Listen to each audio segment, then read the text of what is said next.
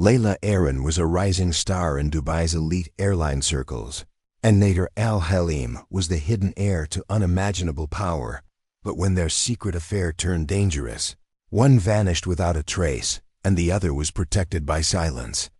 Thicker than the desert heat, Layla Aaron's life looked like a dream. Scrolling through her social media, anyone would think she was living in luxury, sipping coffee in Parisian cafes, lounging on yachts off the coast of Mykonos, and smiling with perfect makeup in business-class lounges.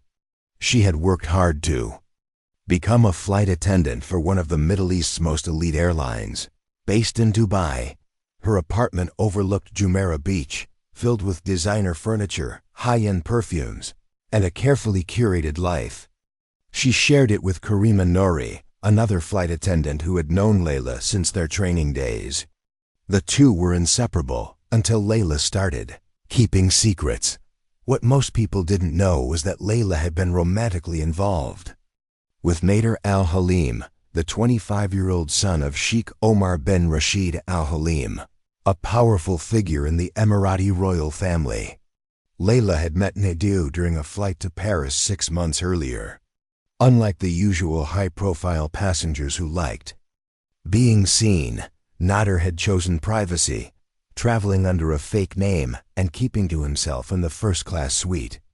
Still, there was something magnetic about him: his confidence, his silence, and the way he looked at her like he already knew who she was. It began as an innocent conversation and quickly spiraled into a secret relationship. For Layla, it was intoxicating. Private cars picked her up after shifts, taking her to hidden villas. Expensive gifts arrived without sender names: jewelry, rare perfume, designer shoes. But soon, she realized the price of loving someone like Nader. He was charming, but possessive. The conversations turned darker. He didn't want her posting photos anymore. He insisted she not tell anyone, not even Karima. Layla began feeling trapped in a beautiful cage. She ignored the warning signs. Maybe she thought he'd change. Maybe she believed their relationship could become something more public, real, accepted. When Layla confided in a former friend during a layover in Istanbul that she was considering making the relationship known, the response was fearful. That wasn't something people did, not with royals, not in Dubai, and certainly not with someone as unpredictable as Nader Al-Halim. Layla returned to Dubai 2 days later, looking exhausted. Karima noticed her mood had shifted. She barely ate, barely spoke, and spent most of her time locked in her room. That same week, Layla called in sick. Twice, something she had never done. Then, she told Karima she needed to sort things out and promised to talk soon. That was the last conversation they ever had. On a warm Thursday morning, Layla got dressed and left the apartment.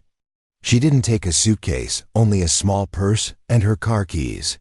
CCTV caught her leaving the building's underground parking lot.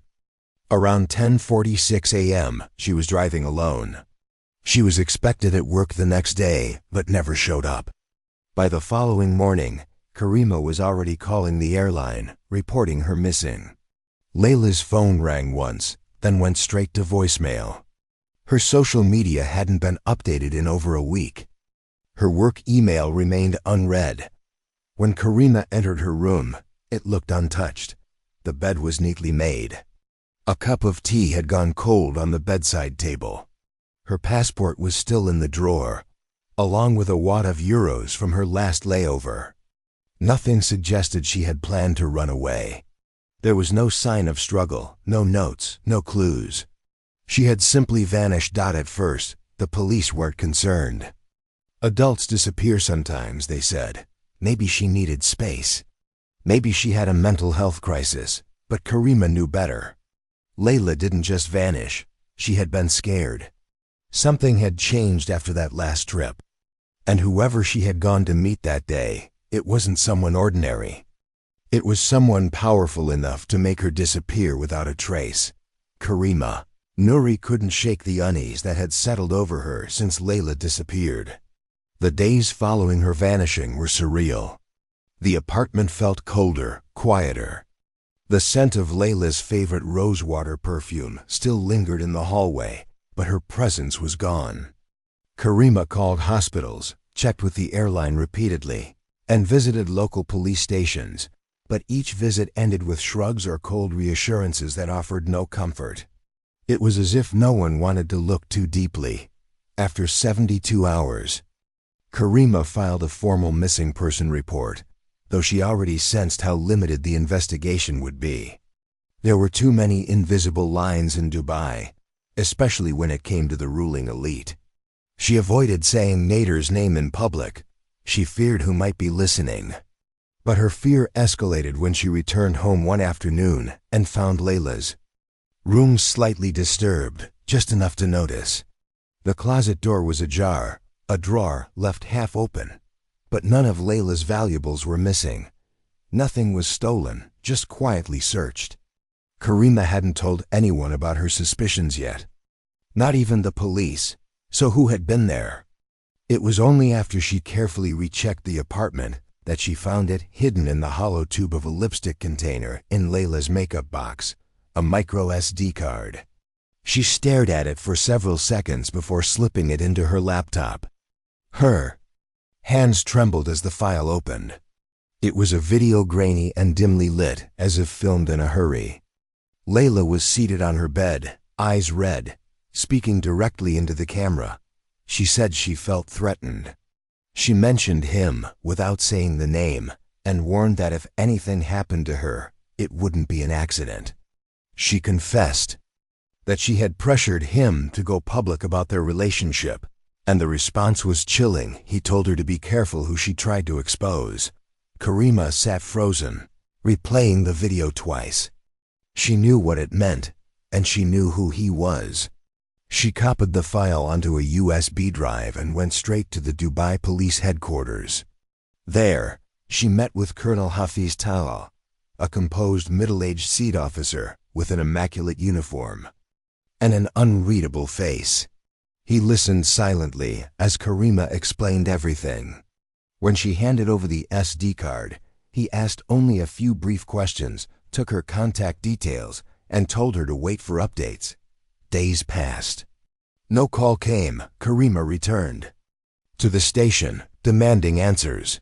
The officer at the front desk said no such video had been logged into evidence. There was no record of Karima's statement. She asked for Colonel Hafiz. He wasn't available, they said. She insisted. Eventually, another officer admitted that Hafiz had been transferred. Just like that, no warning. No forwarding contact. Realization sank in fast. The video had been erased. Or worse, buried. Karima's fear deepened. She began noticing things, her phone battery draining unusually fast. Footsteps behind her in parking lots. Cars idling too long outside the apartment. Whether it was paranoia or reality, she couldn't tell anymore. But the sense that someone was watching her became impossible to ignore. One night, unable to sleep, Karima found herself rewatching old videos on Layla's social media. She paused on a clip from 6 weeks earlier, a slow pan of the sunset from a private balcony. In the background, reflected faintly in the glass, was a tall man in white, partially turned away. Not fully visible, but enough for Karima to recognize the outline from a private photo Layla had once nervously shown her. Nader, that was all the confirmation Karima needed. She no longer believed this was a simple case of a missing woman. This was something darker. Layla hadn't vanished, she'd been erased. And the people responsible were powerful enough to make it look like she never existed at all. Karima realized she could no longer trust the official channels. The police had buried the only piece of evidence she had. Colonel Hafiz had vanished, and so had the SD card. She needed someone who operated outside the system, someone who knew how to dig into places that others wouldn't dare touch.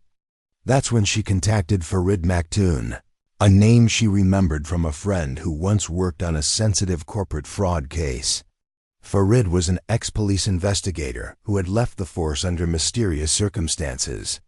Now he worked alone, privately, and strictly off the books. She met Farid in a quiet corner of a cafe outside Dubai's main city center. He listened calmly as Karima laid out everything she knew: Layla's relationship, the missing video, the erased evidence, the fear that she was being followed. Farid didn't seem surprised. He had seen this before, though not often. He knew the unspoken rule: anything involving the royal family came with walls that no one dared scale. Still, something about Karima's desperation, and the way the system had shut her out, convinced him to take the case. Farid started with the basics. He accessed building security footage from Layla's apartment, but as expected, the recordings had gaps. A 10-minute window the day Layla disappeared was mysteriously corrupted. However, one overlooked CCTV camera from a traffic post half a kilometer away captured Layla's car turning onto a restricted road that led to a private villa compound. The location was not on any map, and the road itself had no signage. But Farid recognized it. He had once been stationed near that area during the security detail for visiting royals. The villa belonged to Sheikh Omar's family. It was the last visual record of Layla alive. Farid then turned to digital forensics. Layla's social media showed no recent updates, but her cloud backups revealed something else: a voice memo that had never been posted. It was brief, shaky, recorded a day before her disappearance. In it, Layla mentioned feeling watched and warned that, if something happens, it will be because I said too much. She mentioned the name Nader once, just in passing. Before cutting the recording short, Farid knew he was now dealing with something too big for his usual methods. The moment he uploaded the footage to an encrypted drive, he received a warning. His device locked, his screen flashed, and within seconds, the file was wiped. Someone was monitoring him. And whoever they were fast. Later that night, Farid returned to his office to find the lock on his door tampered with. Inside, nothing seemed stolen, except for one folder, the one containing printouts and photos from Layla's file. He kept backups, but it was no longer just about gathering evidence. It was now about survival. Whoever had taken Layla was watching Karima. Now they were watching him too. Still, he pressed on. He dug into Nader al-Halim's background and found sealed medical records, high-value bank transfers to unnamed beneficiaries, and a pattern of disappearing associates. 3 former employees of his private security team had quietly left the country within months of each other. One, a Lebanese driver, had been found dead in Istanbul 2 years prior, ruled a suicide, though no note had been found. The patterns were subtle, but not invisible. Farid tried to contact them, anyone who might talk, but each lead ended abruptly. Numbers were disconnected, emails bounced, messages went unanswered. It was like chasing ghosts, and then came the final blow. Farid returned to his apartment one evening to find his laptop destroyed and a note left in its place. It said nothing except 2 words: walk away. That night, he packed his bags, but he also made a decision. If he couldn't expose the truth directly, he would find another way, quietly, patiently. He copied the remaining evidence to a hidden drive and locked it away in a secure location. If anything happened to him, someone would know where to look. He had touched something powerful. Layla hadn't just vanished. She had been silenced, erased, and hidden behind walls of wealth and authority. And the deeper he went, the more certain he became this wasn't over. It had only begun. The trail had gone cold. Farid was now in hiding. Karima had fled to Turkey, and the official investigation into Layla Aron's disappearance had long been closed, filed away as a voluntary absence, with no foul play suspected. But that changed abruptly one dry, blistering morning when a hiker stumbled upon something disturbing in the Al Marmoon Desert Reserve.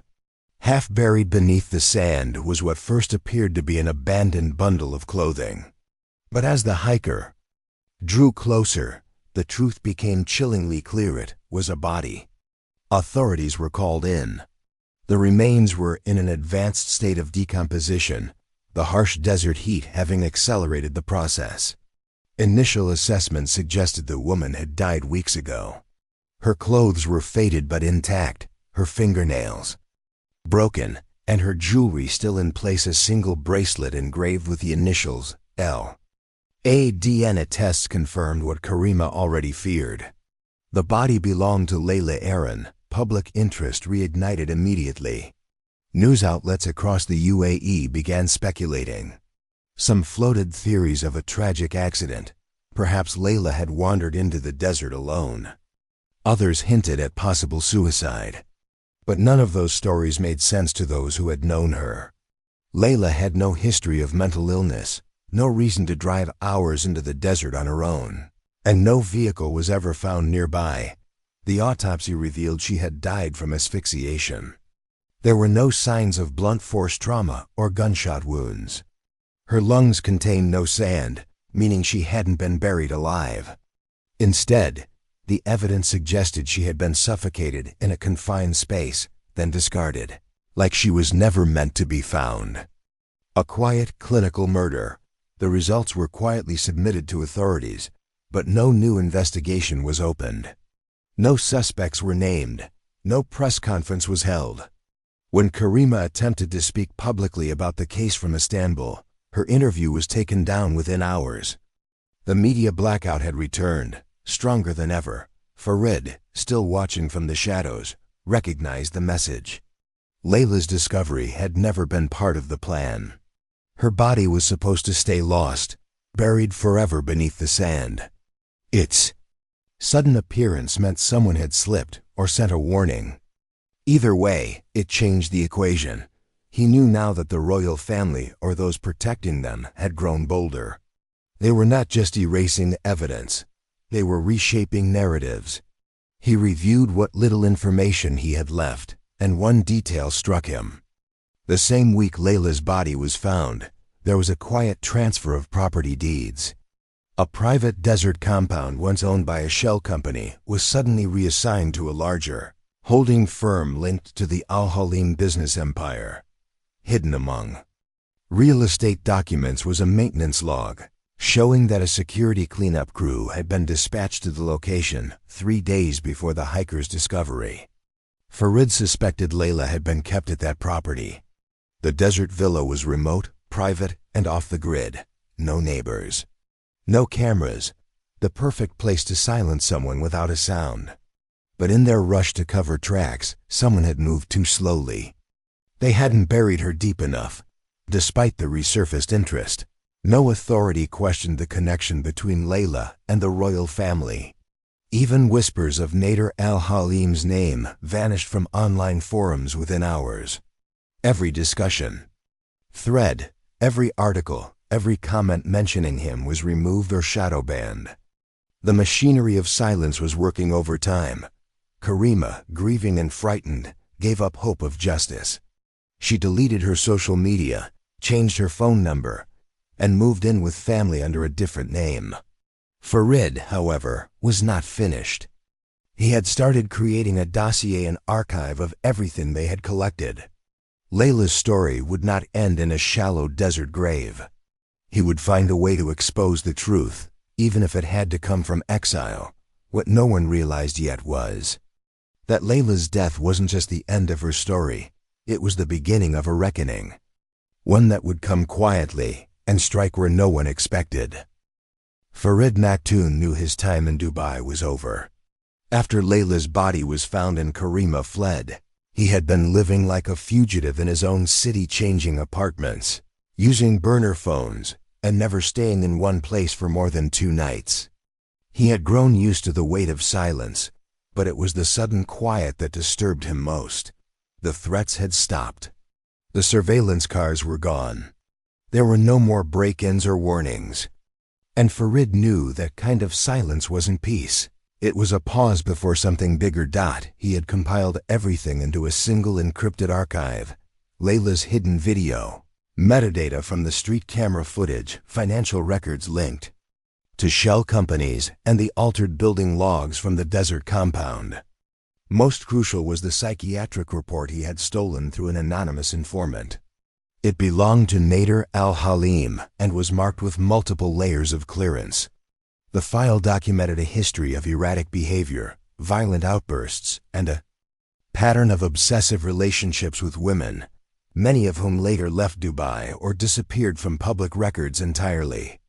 The report concluded with a note: "Subject presents a reputational risk if left unchecked. Recommend containment." The phrase haunted Farid. Layla had been contained. Farid left Dubai under the cover of darkness using falsified documents, flying to Amman, then Berlin. From there, he moved to a remote village in northern Spain, where he began to work quietly from a small rented cabin. His goal was clear: tell the world what happened to Layla Aaron. But truth, he realized, didn't always want to be told. He reached out to several investigative journalists, but the moment he mentioned the royal family, most declined. A few listened, asked for files, promised to follow up, but then went silent. One, a respected reporter based in London, agreed to meet in person. Farid sent her the encrypted dossier with instructions.